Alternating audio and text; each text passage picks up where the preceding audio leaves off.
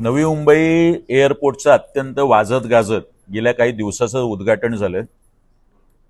Terminal 1 मध्ये 25,000 तरुणांची नोकर भरती होणार आहे। असे 4 टर्मिनलमध्ये 1 लाख रोजगार निर्मिती होणार आहे। सिडकोने माहितीच्या अधिकारात दिलेला अत्यंत धक्कादायक माहिती होती की मराठी आणि स्थानिक मुलांच्या रोजगारासंदर्भात सिडकोचं कुठलंही धोरण नाही।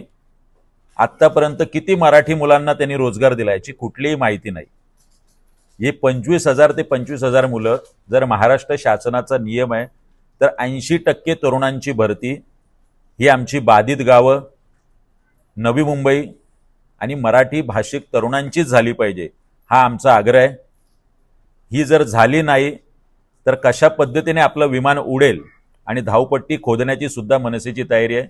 आम्हाला कळालेल्या माहितीनुसार 7 ते 8 लाख रुपये रेट हाऊसकीपिंग मध्ये पोरं लावण्यासाठी सुरू आहे आणि हाच गोंधळ अनेक इन्स्टिट्यूटनी वाशीमध्ये करून ठेवलेला आहे, नवी मुंबईत करून ठेवलेला आहे। मुलांकडून पैसे घेतले जातात, कोर्स पूर्ण होतो, मात्र मुलांना रोजगार मिळत नाही। पुढच्या काही दिवसात रोजगार विभाग असेल, सिडको असेल आणि एअरपोर्ट ऑथॉरिटी असेल यांच्याकडे आम्ही पत्रव्यवहार केल्यानंतरही जरी हा दुरुस्ती झाली नाही तर लवकरच मनसे आणि सर्व घटक पक्ष, विरोधी पक्ष यांचा एक मोठा भव्य मोर्चा एअरपोर्टवरती निघेल। हे पैसे कोण घेतंय याचे खुलासे पुढच्या काही दिवसात आम्ही करणारच आहोत।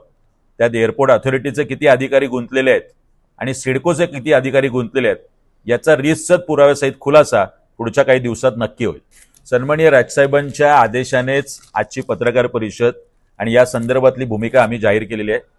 जो कोणता सर्वपक्षीय मोर्चा आम्ही काढणार आहोत त्याचं नेतृत्व सन्माननीय अमित साहेबांनी आणि आदित्य साहेबांनी करावं। हे दोनही ज्युनियर ठाकरे या नवी मुंबईत यावं आणि ह्या तरुणांच्या रोजगारासंदर्भात त्यांनी मोर्चा काढावा असा आमचा आग्रह असणार आहे। पुढच्या काही दिवसात दोनही ठाकरेंशी बोलून या मोर्चाला येण्यासाठीचा आग्रह आम्ही धरणार आहोत।